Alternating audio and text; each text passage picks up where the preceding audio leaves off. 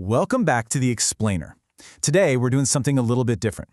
We are completely stripping away the fantasy. We're going to look right past the dragons, the castles, the magic, the whole shebang, to reveal something deeply, almost uncomfortably profound. What we're actually digging into today is a brutal, clinical analysis of love, duty, and human dynamics. We're breaking down the ultimate psychological clash between Jon Snow and Daenerys Targaryen. You know, we always talk about love like it's this perfect fairy tale of endless joy and perfect harmony, right? Well, it isn't. I want you to consider this idea instead. Love is handing someone a loaded gun, pointing it directly at your own chest, and trusting them not to pull the trigger. It is absolutely not a magical cure-all, it's actually the ultimate disruptor of our peace. It strips away every single one of your defenses and leaves you totally, terrifyingly exposed. Okay, let's dive into this. Think about the girl born to conquer and the boy born into literally nothing. When you put them together in the same room, they act as these brilliant, devastating psychological mirrors, representing the absolute extremes of our own minds. We're talking order versus chaos, the grounded architect versus the all-consuming void. Section 1. The Grounded Survivor. So to truly understand their inevitable crash, we really have to look at where they started. Jon, he started off as the ultimate outcast, a bastard with no name, no inheritance, just completely detached from the games of power, because society told him he was worthless from day one. But, and here is the absolute crucial point, hardship brings ease. Because he was detached, he built his value over time through pure, stubborn endurance. He didn't demand respect from anyone. He earned it, literally in the mud and the blood of the North. He built this profound sense of internal validation. He didn't need a throne, he didn't need a title, and he definitely didn't need anyone's approval to know his own worth. Section 2. The Ego-Driven Conqueror. Now flip the script to Daenerys. She was the exact opposite of Jon, born to rule and driven by this incredibly unchecked passion. Her entire identity was tied up in being a savior. She totally bought into her own myth, which leads us directly to the Messiah complex. This is a highly, highly dangerous cognitive distortion. When a person genuinely believes they are unequivocally right, that everything they do is inherently righteous, they can easily, effortlessly justify extreme destruction. She demanded absolute compliance, fully expecting the entire world to just bend to her vision of a new era. Now, what's really interesting about this is how it perfectly visualizes the completely opposing architectures of their minds. Look at the foundation: internal versus external, the mindset, order versus chaos, their sense of worth, forged in ice versus born to rule. You have a survivor who relies entirely on internal resilience, completely and fundamentally at odds with a conqueror whose entire identity depends on external validation and total control. Section 3. When absolute truths collide. So what actually happens when these two completely opposing frameworks occupy the exact same space? Their first meeting at Dragonstone is basically a behavioral metric. It's exactly what happens when an immovable object meets absolute power. Daenerys was at the absolute peak of her power, completely used to total compliance. But Jon, he stood his ground. He refused to bend.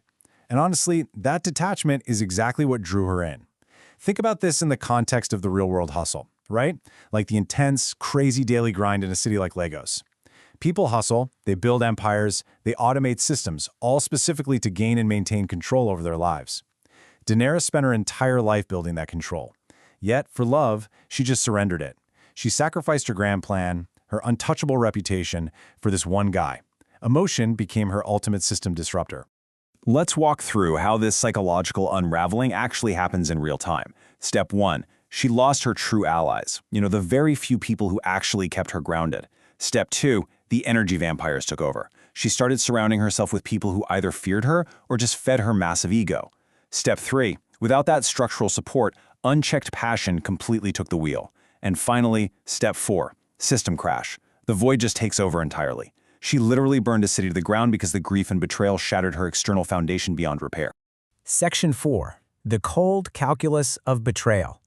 And this brings us right to the incredibly harsh realities of trust and deconstruction.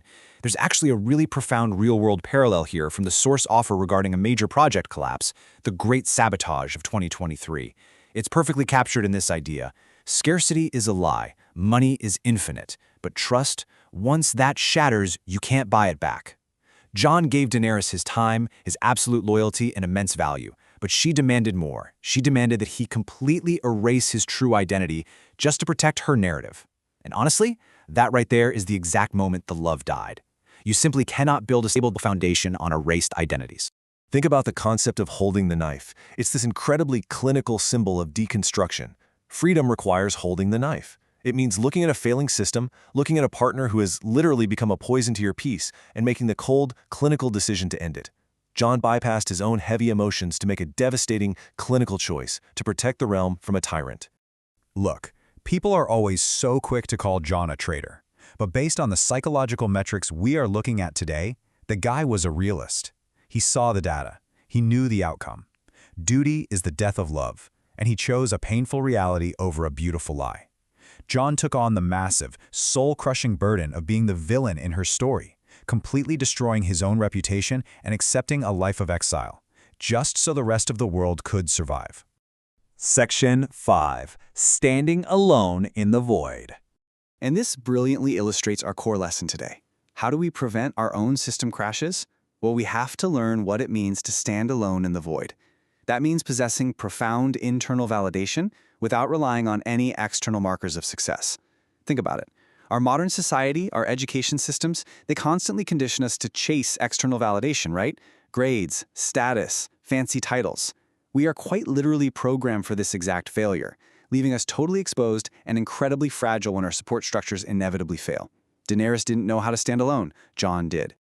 So, what are the actual structural takeaways to protect your own energy? First, build internal value over time. Earn it through pure endurance. Second, cut out the energy vampires who demand that you compromise your peace for their ambition. You need to surround yourself with true allies, people who will actually tell you when you're drifting into chaos, not just nod and smile while you burn your own life down. Third, do not compromise your core mission for love. And finally, accept that survival is often very, very cold. The reality is, you're eventually going to face your own Dragonstone in life. You will meet someone who feels just like Destiny, who promises you the absolute world, and who has all the fire. But they're going to demand more than is safe to give. Please, do not be blinded by their light. Look closely at the shadows they cast, and make absolutely sure your foundation is built on solid ice before you ever let them in. I want to leave you with one final, provocative thought. If you were put in John's shoes, staring at the person you love most in the entire world, knowing for a fact that they had become a threat to your own peace, your sanity, and your very survival, would you have the strength to make that same devastating choice? Think about that. Until next time, keep building your foundation.